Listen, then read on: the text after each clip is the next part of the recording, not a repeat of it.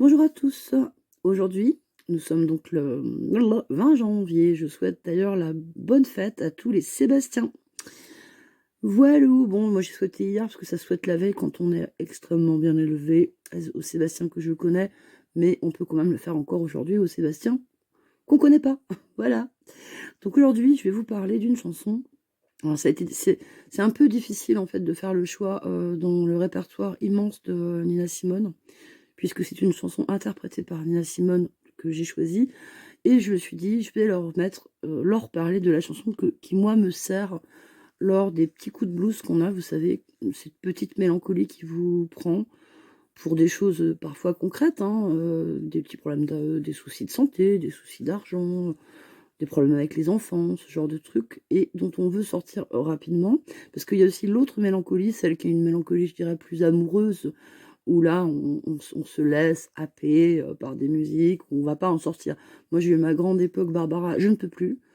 J'aime tendrement Barbara, hein, mais j'ai trop écouté, j'ai trop écouté. C'est là, en ce moment, on est branché sur Nostalgie en voiture parce que je peux plus supporter France Inter pour plein de raisons. Ouais, à la maison, un petit peu encore, et encore même dans la salle d'eau, c'est Nostalgie aussi, alors je ne dis pas. Je peux plus supporter, je vous l'ai déjà dit, hein, tous les animateurs me dégoûte, quoi. On est dans du média mainstream, quoi. Moi, quand mon médecin me dit: «Ah non, j'écoute pas France Inter, c'est trop de gauche», je lui dis: «Bah, ça fait longtemps que vous avez pas écouté, docteur». Bon, moi, il est jeune, hein, il a que 33 ans, donc je pense qu'il connaît pas vraiment France Inter avant. Bref, trêve de France Inter, donc c'est compliqué. Donc je vous dis, il y a une mélancolie dans laquelle on a envie de rester et qui est bonne.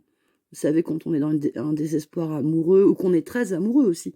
Quand on est très très amoureux, c'est un peu de la mélancolie. Donc on se met tous les moulins de mon cœur de Michel Legrand à fond, en boucle, enfin ce genre de truc, quoi. Ou Barbara. Là, c'est quand vraiment c'est la fin du monde. Ou Jacques Brel, c'est pas mal aussi pour aller très mal. Mais quoique non, Jacques Brel, il est trop drôle pour trop, voilà. Donc j'ai choisi cette chanson qui, moi, me sert en fait de j'appelle ça petite claque ou de coup de pied aux fesses si vous préférez. C'est la chanson Ain't Got No, I Got a Life. Donc de son interprétation par Nina Simone, de son vrai nom Eunice Kathleen Wemon. Donc chanson écrite par James Rado et Jérôme Ragni et composée par Galt McDermott en 1968.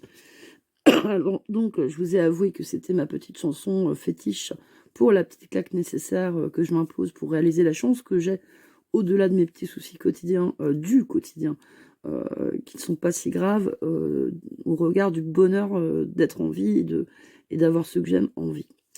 Donc, je vous mettrai en onglet communauté, comme d'habitude maintenant, la chanson ainsi que les paroles traduites en français.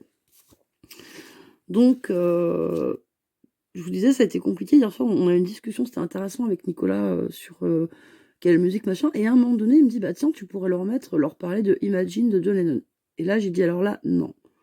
Et vous allez vous dire, mais il n'y a pas tellement de blanc dans ta sélection.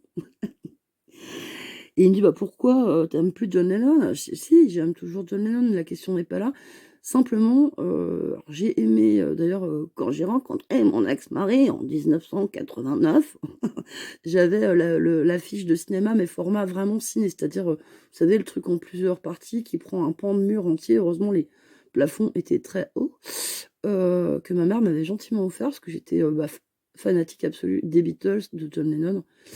Voilà, les Rolling un petit peu. Mais vous savez, il y avait le clan des Rolling Stones et le clan des Beatles. Moi, j'étais gnangnan, donc j'étais plus Beatles. Donc ma mère m'avait d'ailleurs également, pour aucune occasion, je l'avais tellement tannée, la pauvre, offert l'intégrale des Beatles que j'ai encore. Ça coûtait 800 francs à l'époque, vous vous rendez compte, c'était sympa quand même. Bref, elle est ce qu'elle est, elle était ce qu'elle était puisqu'elle est morte maintenant, mais c'est vrai qu'elle l'a jamais... Et j'ai été gâtée, quoi. J'ai été gâtée d'un point de vue... Et je pense j'en ai profité d'ailleurs. Bref, ne parlons pas d'elle. Mais oui, avec John Lennon, j'ai l'impression maintenant que j'ai grandi, que je suis même plus vieille, je sais pas à quel âge il a été assassiné, mais je pense que je suis plus âgée que lui maintenant. Et j'ai cette sensation de m'être fait arnaquer, mais à mort. Parce que de son enfance à Liverpool, c'est pas la question de la pauvreté. Parce que je pense, c'est mon sentiment, que il faut avoir été brisé, laminé, avoir des souffrances, souvent. ça donne des grands créateurs, des êtres de génie. Et bah, il y a beaucoup de morts dedans, forcément, puisqu'ils sont victimes déjà de base du racisme. Donc, ok, Liverpool, c'est chiche, machin, l'enfance, sauf que ils ont commencé avec Paul McCartney dès 57. Je crois que Paul avait 14 ans et John Lennon en avait 17, un truc dans le genre. Et donc, et très vite, 57, à partir de 62, ils ont commencé à être connus. Et très vite, ils ont été très riches. Et puis, voilà, moi, revoir, imagine, Yoko Ono et John Lennon à moitié à poil sur un lit en mode j'emmerde la société, machin, de consommation, entre autres, alors que c'était des produits de la société de consommation, mais à mort, quoi. D'ailleurs, ils étaient même plus aux États-Unis, ils étaient en Angleterre, ils étaient aux États-Unis. Il y a longtemps que Liverpool, c'était derrière lui, hein. Donc non, je ne mettrai pas Imagine. J'ai vraiment ce sentiment, ouais, de m'être fait avoir. Je l'aime toujours, mais chanter, faire le mec qui est contre la guerre, contre tout ça, machin, quand justement, tu pètes dans la soie avec ta gonzesse qui fait de la peinture minable en plus, mais qui, voilà, qui se colle à toi parce que bah, t'as une aura, t'es John Lennon quand même, quoi, tu vois. Mais parce que franchement, en tant qu'artiste, Yoko Ono, ouais, bof, quoi, hein. Bref, donc voilà. D'ailleurs, je précise ils ont été 5, hein, les Beatles au départ. Il y avait un gars qui s'appelait Pete Best, qui était le premier batteur en fait. Et un soir, il n'était pas là à un concert, cet abruti. Et Ringo Starr a dit bah, tiens, moi je veux bien. Et là, c'est devenu les Beatles. Donc, mais on l'oublie souvent, Pete Best. Donc, alors cette chanson. Donc j'ai choisi celle-là. Oui, parce que effectivement, ça va être compliqué pour moi de choisir. J'imagine, si, je me suis dit que je vous parlerais d'Elvis, de plein de gens comme ça, mais ça va être dur de trouver des blancs qui ont les compétences, hein, les mecs, je vous le dis tout de suite, hein. Donc, oui, c'est raciste, c'est clairement raciste. Donc, j'ai choisi celle-là parce que moi, c'est celle qui me remonte le moral tout le temps. Bon, je chiale un peu quand je l'écoute, mais ça me remonte le moral. Donc, alors, on va parler d'elle maintenant. Qui était Nina Simone? Donc, son pseudo, en fait, lui vient de Casque d'Or. Elle a vu un jour, paraît-il, c'est la légende qui dit qu'elle a vu Simone Signoret dans Casque d'Or. Un très très bon film qui raconte une histoire vraie qui se passait dans le Paris de la fin du 19e, ma période préférée. Et c'était le temps des Apaches, donc des mauvais garçons, et puis bah, des filles, des poules, quoi. Donc, Casque d'Or, Simone Signoret, dans un de ses rôles qu'il a. Je crois qu'il est de 53, un truc comme ça, ou 51, je sais plus. Son en noir et blanc, et elle est juste sublime, quoi. Et celle-là, portée justement, elle est devenue une star internationale d'ailleurs. Donc, la petite Eunice Wemon naît donc le 21 février 1933 dans une famille. Je vois que ça va être long, je suis déjà à 8, 10, désolé les amis. Dans une famille de musiciens en Caroline du Nord. Elle étudie le piano dès l'âge de 4 ans, ainsi que l'orgue. Son professeur, devant son talent, donc institue un fonds de soutien. Bah, c'est les premiers Tipeee, les gars, hein, mais là, ça servait à faire quelque chose au moins, pour lui permettre d'aller étudier dans de très bons établissements, entre autres la Juilliard School. C'est donc une école à New York. Donc là, c'est génial parce que c'est toute une communauté de sa ville de naissance qui a participé. Et je trouve que pour un Tipeee, c'est un beau Tipeee. Ça nous a quand même donné. Vous voyez, faut pas dénoncer forcément les trucs participatifs parce que ben, là, ça nous a donné Nina Simone. Le problème, c'est qu'est-ce qu'elle voulait faire? C'était être concertiste, soliste, excusez-moi, de piano classique. Et évidemment, il y a une bourse d'ailleurs qui lui a été refusée, qui l'a rendue dingue, parce qu'en fait, elle était la seule étudiante noire de cette promo à venir. Donc, on dit qu'en fait, c'est parce qu'il y avait une quantité limitée de places, ce qui est vrai pour toutes les écoles. Mais non, la vraie raison, c'est qu'elle était noire. Voilà, donc moi, je reste sur cette idée-là, ce qu'elle a eu en tête, elle aussi, hein, de toute façon. Donc, ça l'a démolie. Donc, qu'est-ce qu'elle fait? Bon, bah, à l'issue de ses études, elle donne des cours dans un premier temps, puis elle finit par se produire comme pianiste de club à Atlantic City, donc c'est une ville de jeu, hein, dès 1954. Donc là, elle s'appelle Nina Simone. C'est à la demande du public qu'elle commence à chanter sous le nom donc, de scène de Nina Simone. Sa naissance dans une famille méthodiste pauvre, bien qu'étant très attiré par la musique classique, est son rêve initial, donc de devenir concertiste. Mais donc la pauvreté et le racisme, comme je vous le disais, l'ont conduite à une toute autre carrière, orientée plus vers le jazz, le blues, la musique classique quand même un peu, hein, la soul, la folk, le gospel, la pop. Sa chance intervient aussi lorsqu'elle se produit dans un petit club de Philadelphie. Elle est remarquée et contactée par le label Bethlehem Records pour un enregistrement, et c'est en 57 qu'elle enregistre le morceau I Love You Porgy, chanson de l'opéra Porgy and Bess de George Gershwin, et qui devient un succès énorme aux États-Unis. Alors, je précise pour la petite anecdote que dans l'opéra, Gershwin avait intitulé et fait chanter d'ailleurs ce titre. C'était I Love You Porgy, donc avec un S, I Love.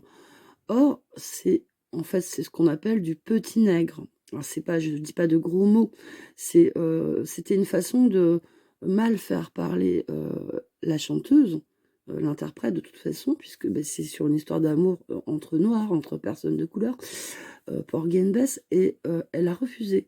Donc, elle l'a chanté en bon anglais. C'était I Love You Porgy. Et effectivement, si vous écoutez, c'est à tomber. C'est une chanson pareille. Enfin, moi, je n'aime pas d'autres interprétations que la sienne. Voilà, c'est dit. Donc, c'était également une femme très impliquée dans la lutte et le mouvement de défense des droits civiques. Une citation d'elle en faveur des droits pour lesquels elle milite. Je vais vous dire que ce que la liberté représente à mes yeux, aucune peur. Ben moi, je trouve que c'est une très très belle phrase. Bon, sa vie privée, en revanche, est un peu compliquée. Alcool, impayé d'impôts aux États-Unis pour, selon elle, protester contre la guerre du Vietnam. Bon, ça se discute. Elle quitte les États-Unis pour, dans un premier temps, la Barbade, où elle a une longue liaison avec le premier ministre de la Barbade de l'époque, Harold Barrow. Elle y réside 2 ans avant de partir pour le Libéria, sous l'incitation de son amie Myriam Makeba. On pourra en reparler, mais bon, vous allez me dire, tu ne nous parles que de Nana Black. Eh ouais, les gars. Elle se produit à de nombreuses reprises au Festival de Montreux. Alors ça, c'est très prestigieux, hein, c'est en Suisse. Nico y est allé, j'aurais rêvé, moi, d'y aller, mais je suis bien trop vieille maintenant. Et puis tous les grands... Bon, aussi, il y a encore des grands. Bon, allez, j'allais dire, ils sont morts, mais bon. Donc, elle l'a fait 68, 76, 81, 87 et 1990. Donc, Nina séjourne à Paris entre 81 et 83. Voilà, c'était pour sa vie parisienne. En 86, ça commence, bon, ça continue les ennuis pour elle, puisqu'elle a eu une vie privée très chaotique. Hein. Elle est hospitalisée sous contrainte avec camisole de force, victime du racisme pendant son enfance et de sa carrière, puisque justement la bourse qui lui a été refusée pour raison de couleur, hein, ça détruit à vie, des choses comme ça. Et victime de violences conjugales après son mariage, se rebellant contre les violences policières comme celle du Ku Klux Klan. Également, elle reconnaît aimer la violence physique qui s'exprime lors de ces crises caractéristiques du trouble bipolaire qui l'a habité toute sa vie et qui a été diagnostiqué très tard pour elle. Bon, alors, petit nota bene, vous savez maintenant que je suis bipolaire. Les crises de violence physique ne concernent pas tous les bipolaires. Je veux être quand même précise là-dessus. Elle, en plus, la pauvre, a été diagnostiquée tard. Donc, ça veut dire que si elle a eu du lithium, par exemple, elle l'a eu tard. Et malheureusement, bah oui. Alors, une fois de plus, là, on est sur quelqu'un qui a une perturbation une souffrance psychique. Et qu'est-ce qu'on voit? Je ne dis pas ça pour moi. Moi, je n'en fais rien de ma maladie. Ma maladie est là, comme ça. Mais je n'en suis pas... j'ai pas eu cette chance ou ce talent, tout simplement, d'en faire acte de création. Mais regardez bien, chez beaucoup de créateurs, il y a des bipolaires, les schizos aussi sont pas mal hein, dans la créativité. Et oui, et effectivement, par contre, les médicaments, moi j'en prends, ça a cette tendance à endormir la créativité. Moi j'ai accepté. J'ai accepté que c'était voilà que j'avais pas de talent particulier, voilà, et du coup, je prends mes médicaments gentiment tous les jours et c'est vrai que ça endort par contre. On est beaucoup moins beaucoup moins dingue, voilà. Donc, en 1993, Nina s'installe à Bouc-Bel-Air, à côté d'Aix-en-Provence. En 98, elle est l'invitée spéciale de l'anniversaire de Nelson Mandela. En 95, elle incendie sa maison, tire au pistolet d'alarme, donc c'est un faux pistolet, mais bon, ça peut quand même, sur un adolescent qui faisait du bruit dans une cour voisine, croyant répondre à des insultes racistes. Bon, ça, c'est dans un délire, hein. Et le blesse à la jambe. Résultat, 8 mois de prison qui seront commués en 8 mois de sursis. Elle meurt le 21 avril 2003 d'un cancer du sein. Voilà. Bon, bah, c'était la triste fin de Nina Simone. Et j'aurais tellement aimé que ça se passe autrement, parce qu'elle s'est fait arnaquer aussi par... elle a changé de label à un moment donné plusieurs fois. Parce qu'elle s'est fait arnaquer par ses producteurs. Puis, vous savez, les femmes, Tina Turner, il y aurait beaucoup à raconter sur elle. Alors, en biopic, Nico me dit qu'il y en a un. Alors, si je l'ai vu, il m'a pas marqué, donc je peux pas vous le conseiller.